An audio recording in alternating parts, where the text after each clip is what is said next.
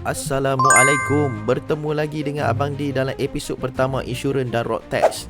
Okey guys, hari ni Abang D nak share kat mana nak renew road tax dan insurans kereta motor anda ni. Tapi sebelum tu korang boleh tekan butang like dan subscribe untuk follow rapat video seterusnya. Baik, abang tak nak buang masa. Sekarang korang check dalam MyJPJ apps korang tu bila road tax korang expired dan mati. Selalunya bila tiba-tiba check road tax ni dah nak dekat saja tarikh tu atau dah memang sebulan bawa kereta motor atas jalan tak ada road tax. So, apa korang perlu buat? Korang tengok nombor phone yang ada dalam video ni. Korang boleh WhatsApp Grant atau cover note insurance kat abang. Nanti abang siapkan quotation atau sebut harga kat korang. Harga kalau korang rasa mahal, abang tolong korang adjust ikut kemampuan korang, okay? Terima kasih. Jika korang rasa video ini membantu, sekali lagi jangan lupa like, subscribe dan share. Hai.